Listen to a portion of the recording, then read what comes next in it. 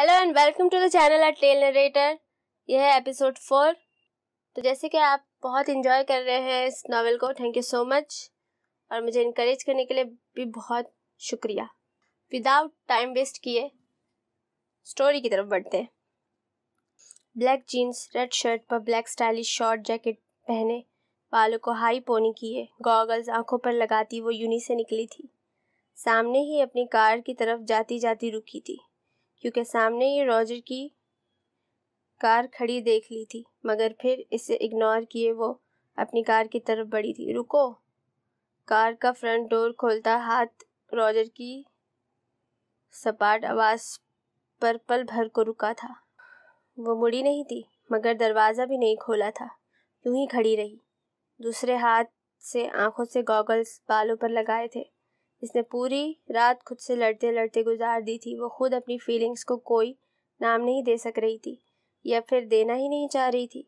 वो जितना दूर रहना चाहती थी रॉजर से, वो इतना ही करीब होता जा रहा था। इग्नोर क्यों किया? जब देखा था मैं खड़ा हूँ तो इधर क्यों आई? इसके सामने आता, बाजू सीने पर बांधे, बिल्कुल सपाट अंदाज में इससे गोया हुआ। मैं अगर तुम्हें बुलाती और फिर इग्नोर करती तो तुम्हारा पूछना बनता था, मगर मैंने नहीं बुलाया। गाड़ी के दरवाजे से अपना हाथ हटाती अपने सामने खड़े रॉजर को बगौर देखती इसी के अंदाज में गोया हुई। वाइट शर्ट, जीन्स जिसके ऊपरी 3 बटन हमेशा की तरह खुले थे, ब्लू पैंट पहने, बालों की छोटी सी पोनी बनाए, वो अपनी पूरी वजाहत के साथ इसके सामने खड़ा सपाट नज़रों से इसे ही देख रहा था। मगर मैं तुमसे मिलने आया हूँ और ये बात तुम जानती हो। इसे नज़रें हटाकर सामने यूनि से निकलते स्टूडेंट्स को देखते नॉर्मल अंदाज में बोला था, क्यों आते हो मेरे पीछे? इस दिन हेल्प कर दी, शुक्रिया कह दिया था, बात खत्म। अब से ना मैं तुम्हें जानती हूँ ना तुम मुझे, वो कदरे तर्क होकर बोली थी। वो बेबस हो रही थी। इसका दिल घुटने टेकने का कह रहा था। इसका दिल कहीं अंदर, बहुत अंदर कह रहा था कि मान जाए वो हार गई थी। अब इसे आने वाले वक्त में फ़र्ज़ और मोहब्बत में से किसी एक को चुनना था, जो यकीनन इसके लिए मुश्किल या फिर नामुमकिन होना था। क्योंकि अच्छी लगती हो, वो इसके तासरात को जांचती नज़रों से देखता बोला। वो बिल्कुल इत्मीनान से इसका इत्मीनान गारत कर गया था। नैना हैरत से गंग होती इसे देखे जा रही थी। चेहरे का रंग लाल हो गया था। दिल की धड़कनें कानों में ढोल पीटने लगी थी। दिल बगावत पर उतर आया था, अपने फर्ज से बगावत पर। दिल की बातों को, ख्वाहिश को एकसर मुस्तरद करती वो निगाहों का जाविया बदल गई थी। चाहने के बावजूद वो अपने दिली जज्बात चेहरे पर न आने से महफूज नहीं रख सकी थी। रॉजर चेहरे पर बहुत धीमी मुस्कुराहट लिए इसका एक एक तासुर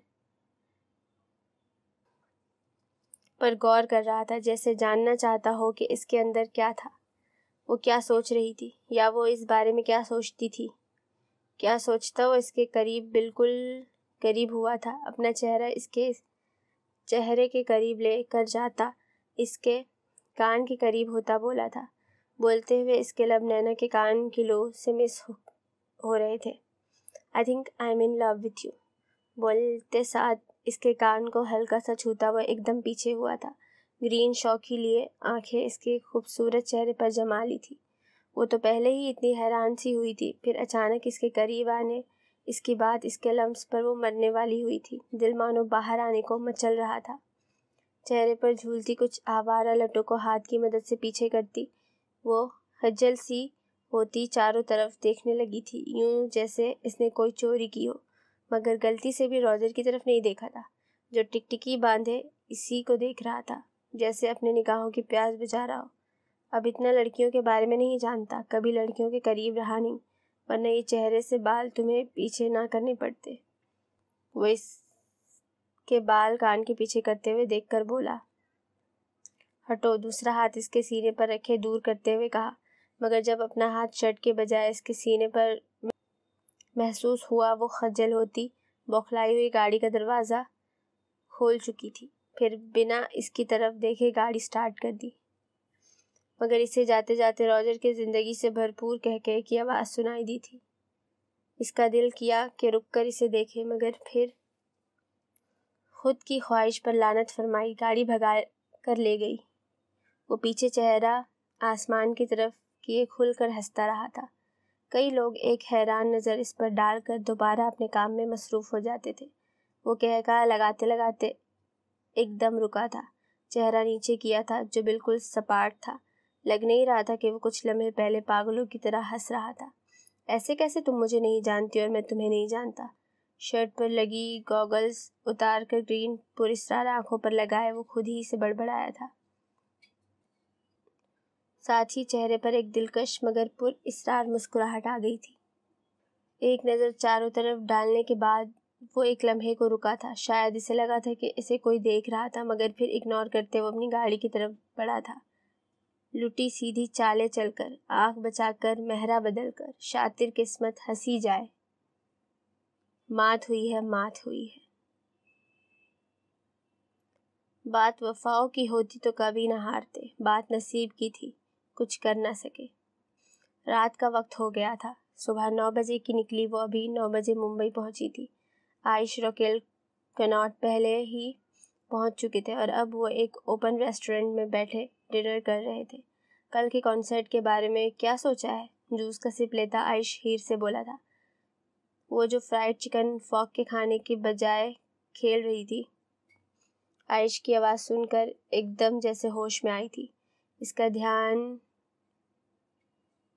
किसी चीज़ में नहीं लग रहा था। रह रहकर राज पर गुस्सा आ रहा था। वो ये सोच रही थी कि अब तक आइश को पता क्यों नहीं चला था कि इसकी बहन घर से गायब है 2 दिन से। वो पूरे रास्ते भी यही सोचती आई थी। फिर ऊपर से कार्लोस, इसे समझ नहीं आ रहा था कि करे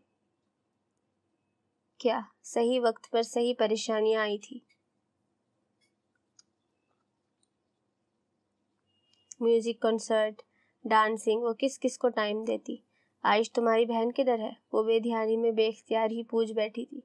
आइश को कब से इसे इतना खोया खोया नोट कर रहा था। अब इसके इतने इन स्पीड सवाल से हैरत से इसे देखने लगा था। साथ ही इसे अलियाना का ख्याल आया था। वो जब से इधर आया था 2-3 दफ़ा बात हुई थी इससे। पिछले 2 दिन में तो वो कॉल भी नहीं उठा रही थी। फिर इसने हाशिम को कॉल की थी, जिससे पता चला कि वो ठीक है। वो मुतमईन तो नहीं हुआ था मगर खामोश हो गया था। क्यों? आइश की हैरत से डूबी आवाज़ पर वो होश में आई थी। इसने एक नज़र आइश को देखने के बाद रॉकेल और कनाट की तरफ देखा था। वो भी खाना छोड़े इसे हैरत से देख रहे थे। मतलब आइश ने क्या पूछना था और वो क्या कह रही थी? नहीं, मेरा मतलब कि नहीं, ऐसे ही पूछ लिया। वो एकदम सबको खुद को देखता पाकर शर्मिंदा सी होती बोली थी। इसे भी पता चला था कि वो क्या और किस वक्त बोल चुकी थी। मुझे लगता है तुम्हें आराम की सख्त ज़रूरत है। हम कल के म्यूज़िक कॉन्सर्ट के बारे में कल ही बात कर लेंगे। तुम थकी हुई हो अभी। तभी अनाप शनाप बोले जा रही हो। आइश नैपकिन से मुंह साफ करता फिक्रमंदी से गोया हुआ। वो अलग बात थी कि वो हीर के मुंह से अलियाना का सुनकर काफ़ी शौक हुआ था। साथ ही इसके दिमाग में क्लिक हुआ था कि वह अलियाना की फ़ोटो देखने के बाद ही इतनी कंफ्यूज हो गई थी।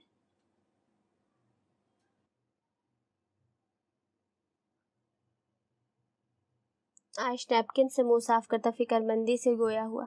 वो अलग बात थी कि वह हीर के मुंह से अलियाना का सुनकर काफ़ी शौक हुआ था। साथ ही इसके दिमाग में क्लिक हुआ था कि वह अलियाना की फ़ोटो देखने के बाद ही इतनी कंफ्यूज सी हो गई थी। डांस कंपटीशन में इसकी परफॉर्मेंस, फिर अचानक जापान चले जाना और फिर अब अचानक इसका अलियाना के बारे में पूछना इसे हैरान कर गया था। इस सब का जवाब बाद में लेने का सोचकर वो बिल पे करता उठा था। इसके उठते ही रॉकेल और कनाट की कोई बात करते निकल गए थे। आइश ने एक नज़र हीर को देखा था, जो न जाने कौन सी दुनिया में थी। प्लेट में फॉक फेरती वो इसे ही देख रही थी। एक सर्द सांस हवा के सुपुर्द करता वो उठा था। साथ ही गिलास जोर से टेबल पर बजाया था। हीर सर झटकते इसकी तरफ मुड़ी थी। इसे एकदम शर्मिंदगी सी हुई थी। रॉकेल और कनाट को ना देखकर न जाने वो कब उठकर चले गए थे। सो सॉरी, सर में दर्द है शायद, इसीलिए वो कहते साथ ही अपना क्लच उठाए बिना इसे देखे गाड़ी की तरफ बढ़ी थी। So sorry. और हीर शायद सच में सर में बहुत दर्द है, वरना हीर और मुझे सॉरी नामुमकिन। इसके जाते ही कुछ लम्हे शौक में इसे देखने की नज़र किए वो शौक की कैफियत में खुद से बड़बड़ाता इनके पीछे भागा था। इसकी मर्जी, वो जिसे चाहे पास बिठा ले अपने, इस पर क्या लड़ना कि फला मेरी जगह बैठ गया। वो काफ़ी देर बाहर देखने के बाद अब आखिर एक फैसले पर पहुंच चुकी थी। इसे यहाँ से भागना था हर सूरत। अभी घंटे पहले ही राज ने इसे बताया था कि वो किसी ज़रूरी काम के सिलसिले में जा रहा है और लेट आएगा, इसीलिए वो सो जाए। मगर वो कैसे सो जाती। अब इसे पूरे घंटे में पूरा घर देखने के बाद इसे बैक डोर मिला था। अपने जॉगर्स उतार कर हाथ में पकड़े छोटे छोटे कदम उठाती बाहर की तरफ निकली थी। बैक डोर पर क्योंकि गार्ड्स नहीं थे, इसे मसला नहीं हुआ। बाहर निकलने के बाद जॉगर्स पहनती चांद की रोशनी में इस घने जंगल को देखती जंगल की तरफ भागी थी।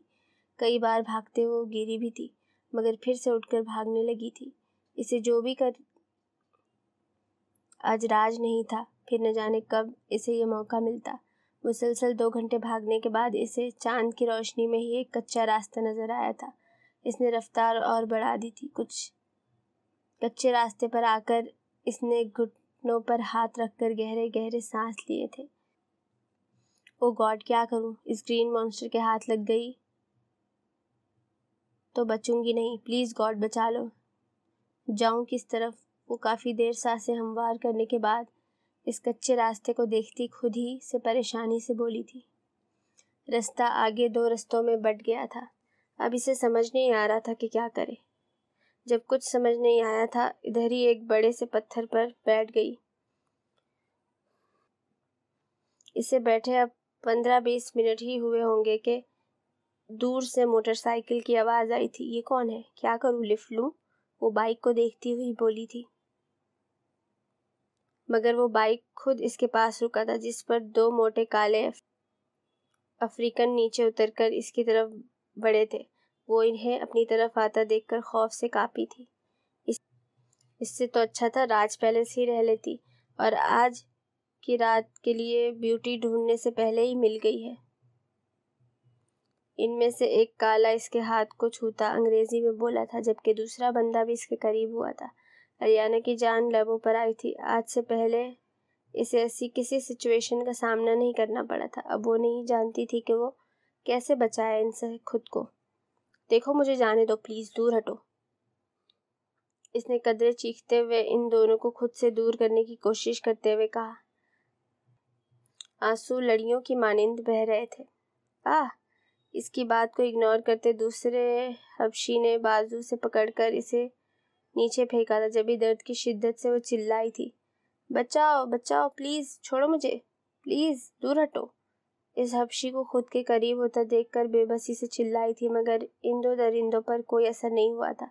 अभी वो इस पर झुकता कि गोली चलने की आवाज़ के साथ ही वो वापस इस पर गिरा था। सारा खून अलियाना की गर्दन पर बह रहा था। वो खौफ से चिल्लाई थी, मगर जैसे ही इसने आंखें खोली थी, इसकी भूरी आंखें ग्रीन कोल्ड आंखों से टकराई थी, जो बिल्कुल सपाट से घूर रही थी। एक और गोली चलने की आवाज़ के साथ ही दूसरा काला हबशी भाग रहा था। वो भी ज़मीन बोस हुआ था। इस सब में राज की बिल्कुल सपाट आंखें एक पल के लिए भी अलियाना से नहीं हटी थी, जिनको कोशिश करके इस बंदे की लाश को खुद से दूर धकेला था। मगर स्काई ब्लू फ्रॉक अब इसे खून से लाल हो गया था। वो रोती हुई पागलों की तरह हाथ कभी गर्दन चेहरे पर रगड़कर इसका खून साफ करने की कोशिश कर रही थी, जो साफ होने की बजाय ज़्यादा फैल गया था। वो सपाट नज़रों से इसे देखता इसके पास ही नीचे बैठा था। मेरी बात को इग्नोर करके तुम कैसे बाहर निकली रपुंजल? वो इसके बालों की लटकान के पीछे करता बिल्कुल सपाट लहजे में गोया हुआ कि ये साफ करो, खून साफ करो। वो पहले तो इसकी इतनी कोल्ड आवाज़ सुनकर और डरी थी, फिर हिम्मत करती खुद पर लगे खून को कांपते हाथों में रगड़ती रोते हुए बोली थी, बस बेहोश होने की कमी रह गई थी, वरना तो खौफ से इसका दिल फट रहा था। अपने शौहर के पास से भागने का बहुत शौक है ना तुम्हें? किसी चीज़ का खौफ नहीं है तुम्हें सिवाय अपने शौहर के? इसके बालों पर गिरफ्त सख्त करता इसके खून से भरे वजूद को देखता इंतहाई गुस्से के आलम में बोला था, मैं तुम्हारे पास नहीं रहना, मुझे जाने। ऐसे नहीं कहते रपुंजल डार्लिंग। एक हाथ इसके लबों पर रखकर इसके खामोश करवाता वापस लेटा चुका था, जबकि दूसरे हाथ से अपनी शर्ट के बटन खोलकर इसे उतार चुका था। वो खौफजदा सी इसे देख रही थी, आंखें रो रो कर लाल हो गई थी। अब तो वो ये सोचकर पागल हो रही थी कि इन गुंडों से तो राज ने बचा लिया, अब राज से इसे कौन बचाएगा। ऊपर से इसका इतना कोल्ड लहजा। वो तो 2 दिन से बहुत नरमी से बात कर रहा था, इसे तो इसके कोल्ड लहजे से बहुत डर लगता था। डार्लिंग की शर्ट खुद पहनोगी कि ये नेकी भी मैं खुद ही कर लूँ? अपनी शर्ट इसकी तरफ बढ़ाता जज्बात से आरी लहजे में बोला था। मैं कैसे चेंज करूं? वो एक नज़र शर्ट को देखते रोना भूलकर परेशानी से बोली थी। जब ही तो कहा मैं पहना देता हूँ ताकि तुम्हें पता चल सके कैसे पहनते हैं। इसके हाथ से शर्ट लिए सपाट अंदाज में बोला था, साथ ही दूसरे हाथ से इसके जॉगर्स के लेसेस खोलकर इन्हें उतार कर दूर उछाल चुका था। न जाने क्या चल रहा था इसके दिमाग में। नहीं इधर मुड़ो, मैं खुद पहन लेती हूँ। पहले ही हैरानगी से अपने शूज़ को देखती, फिर जल्दी से इसके हाथ से शर्ट लिए बोली थी, मगर वो बिल्कुल सपाट अंदाज में इसे ही देख रहा था। फिर कुछ सोचता इसके करीब हुआ था। सब कुछ गिरवी रख देता है कुछ वादों के बदले में। एक बस कान पे बिक जाता है, दिल भी कितना सस्ता है। मेरे सामने ही चेंज करो, वैसे भी शौहर हूँ तुम्हारा। इसके कान के पास गंभीर आवाज में कहता इसके कान पर लव बाइट करता पीछे हुआ था। वो खौफ और हैरत से आंखें और बड़ी किए इसे देख रही थी। नहीं, जाओ तुम इधर से। इसके सीने पर हाथ रखे इससे दूर करती बोली थी। चाहने के बावजूद लहजे की लड़खड़ाहट पर काबू नहीं कर पाई थी। दिल खौफ के मारे जोर से धड़क रहा था, मगर कहीं दूर दिल मुतमईन भी था कि अब वो महफूज थी। वो होंठ दांतों में दबाए गुस्सा जब्त करने की कोशिश करता इसे देख रहा था। ग्रीन आंखें शरारे उगल रही थी। इसका दिल तो चाह रहा था कि इसे इधर ही छोड़कर चला जाए, फिर जो होना हो बेशक हो, मगर वो ऐसा चाहकर भी नहीं कर सकता था। दिल कमबख्त बगावत करने को आ गया था। वो तो इसके इतने सालों का समर थी। इसकी मोहब्बत, इश्क, जुनून, सुकून, वो तो ज़िंदगी बन गई थी। इसका दिल खौफ से कांप रहा था। दिमाग बिल्कुल घूम चुका था, यही सोच कर के अगर वो लेट हो जाता तो। वो इसके आगे सोच भी नहीं सका था, ना ही सोचना चाहता था। एक घूरी नज़र इसके कपड़ों पर लगे खून पर डालकर वो दूर होता इसके दूसरी तरफ मुड़ गया था। इसके कपड़ों पर लगा खून इसका खून और जला रहा था। इसके दूसरी तरफ मुड़ते ही अलियाना सुख का सांस लेती जल्दी जल्दी वो फ्रॉक उतार कर राज की वाइट शर्ट पहन ली। शर्ट आखिरी बटन बंद करती राज की तरफ देखते हुए बोली, जो शर्टलेस सिर्फ ब्लू जीन्स में खड़ा था। इसके 6 पैक इसे काफ़ी पुरकशिश बना रहे थे। इसे यूं देखकर अलियाना कुछ लम्हे देखती रह गई। बिलाशुबा वो काफ़ी हैंडसम था। दूर कहीं जंगली जानवरों के चिंगारने की आवाज़ें इससे और खौफजदा कर रही थी। वो अब जल्दी जाना चाहती थी। एक जानवर तो साथ था, ये अलियाना का कहना था। रात जो माथा मसलता खुद को नॉर्मल करना चाह रहा था, अलियाना की आवाज़ पर बेअख्तियार मुड़ा था और वो देखता रह गया था।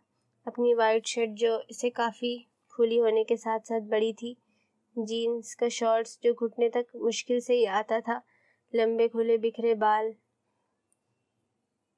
जो मिट्टी पर लगकर गंदे हो रहे थे, वो इसे देखता रह गया था। चांद की रोशनी इस पर इसे और खूबसूरत बना रही थी। यकटक इसे देखे जा रहा था वो इसकी खूबसूरती। इसके दिलकश सरापे में उलझ कर रह गया था। दिल कानों में धड़कने लगा था। वो भूल गया था वो किधर है। सब भुलाए वो खोया खोया इसकी तरफ बढ़ा था। इसके करीब होता हाथ बढ़ाकर इसके चेहरे से बाल हटाए थे। तसल्सुम अब भी बरकरार था। अलियाना जो इसे देख रही थी, इसके खुद की तरफ मुतवज्जा होते ही दूसरी तरफ देखने लगी थी। वो इसकी बेकरार नज़रों से काफ़ी कंफ्यूज हो रही थी। इसकी लू देती नज़रों से इसे अपना वजूद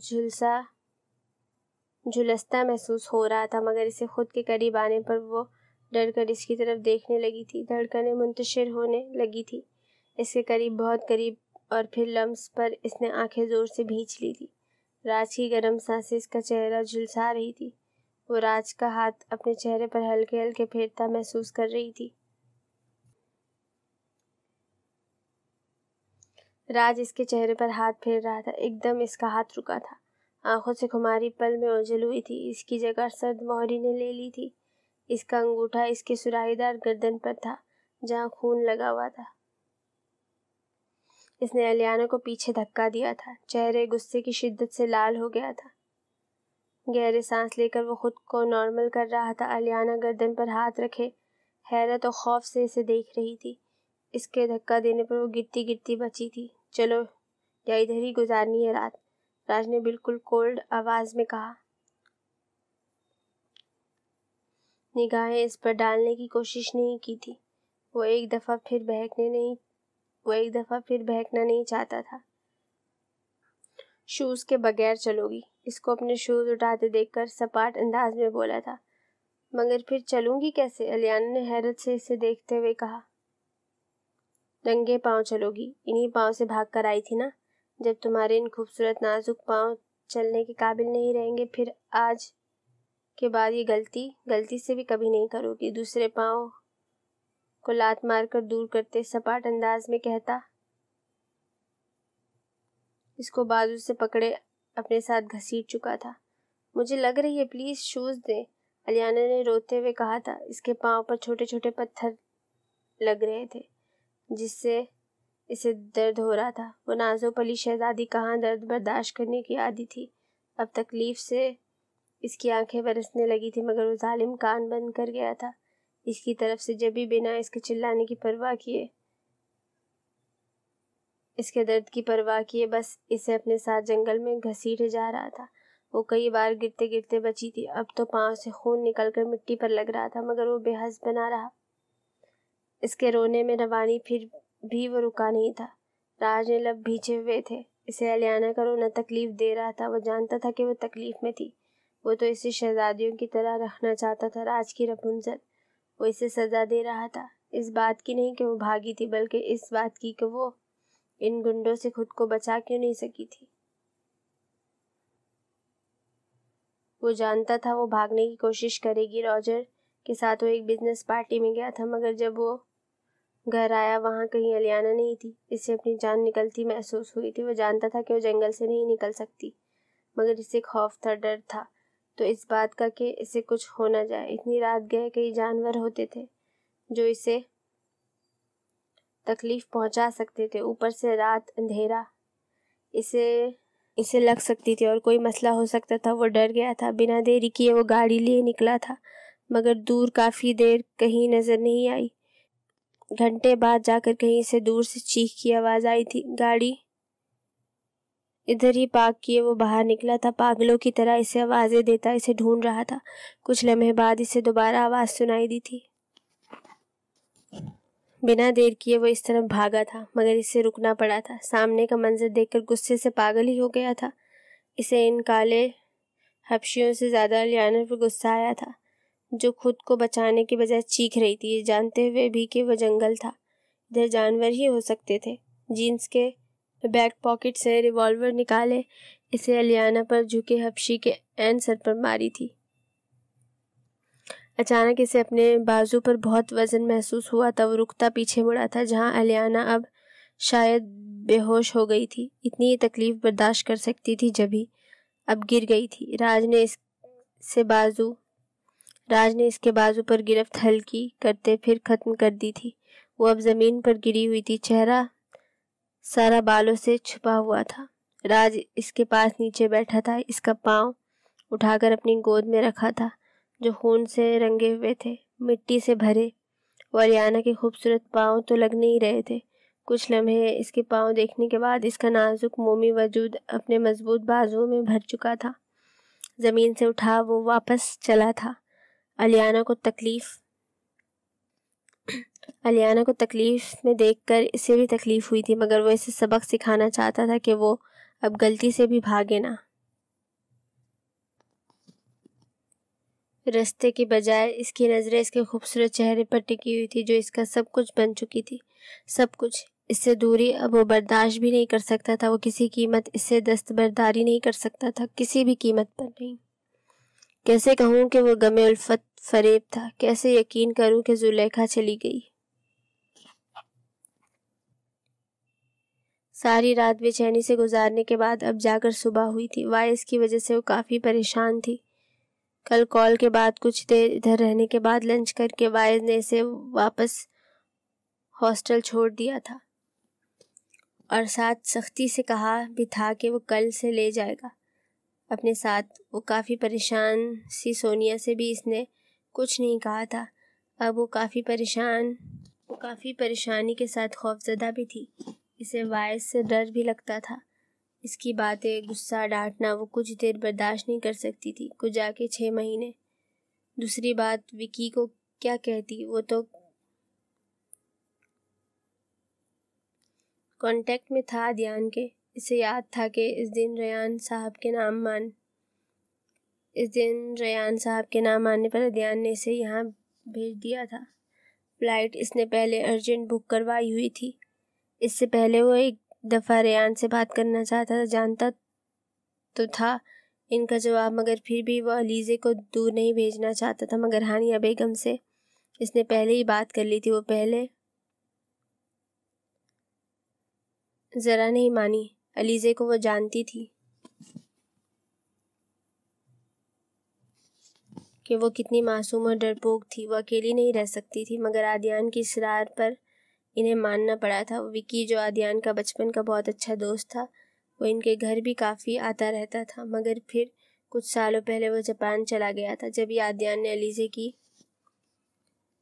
जिम्मेदारी इस पर डाली थी और साथ ही इसे इधर यूनी में एडमिशन का कह दिया था। अलीज़े के विकी के किसी दोस्त के ज़रिए सेमेस्टर के मिड में इसे मिल गया था एडमिशन। आदियान ने कहा था कि कुछ अरसा वो इसे फ़ोन नहीं करेगा। वजह रेयान था। वो जानता था कि वो इस पर शक करेंगे कि इसको पता है कि अलीज़े किधर है। जब ही यहाँ आने के बाद इसने एक बार भी अदयान से बात नहीं की थी। अब वो काफ़ी परेशान थी क्योंकि वो विकी से तकरीबन रोज़ मिलती थी। इसने ही बताया था कि वह अदयान से राब्ते में था। वो अलीज़े की हर खबर देता था। अब अगर वो वाइस के साथ ही रहेगी तो विकी को क्या कहेगी। इसे कुछ समझ नहीं आ रहा था। क्या हुआ? मैं कब से नोट कर रही हूँ तुम इसी पोजीशन में खड़ी हो। किसे सोच रही हो? सोनिया, जो कब से इसे ड्रेसिंग के सामने खड़ा एक ही तरफ के बालों में कंघी करता देखकर आखिर झुंझलाकर बोली थी। इसकी आवाज़ पर अलीज़े होश में आती सोनिया की तरफ मुड़ी थी, जो यूनी जाने के लिए तैयार थी। नहीं, सब रात में सही से सो नहीं सकी, तभी वापस ड्रेसिंग की तरफ मुड़ती जल्दी से बोली थी। वो नहीं चाहती थी कि सोनिया को भी अपनी वजह से परेशान करे। जब भी वापस मुड़े बालों में ब्रश करने लगी थी। बालों को हाई पोनी किए, हल्के मेकअप में, सी ग्रीन फ्रॉक नुमा स्टाइलिश शर्ट, वाइट जीन्स पहने वो काफ़ी खूबसूरत लग रही थी। वो बहुत कम तैयार होती थी। आज भी बेख्याली में वो तैयार हुई थी। अलीज़े, कोई परेशानी है तो शेयर कर सकती हो, सोनिया ने इसके कंधे से पकड़ते खुद की तरफ करते फिक्रमंदी से कहा। वो इतना खोया खोया इसे पहली बार देख रही थी। जब भी परेशान हो गई थी। नहीं, ऐसी कोई बात नहीं है। खैर चलो, लेट हो रहे हैं हम। इसका हाथ कंधे से हटाती बोलते साथ अपने बैग में बुक्स रखने लगी थी। वो नहीं चाहती थी कि वो इसकी चोरी पकड़ ले। थोड़ी देर बाद दोनों तैयार होकर यूनी के लिए निकल गई थी।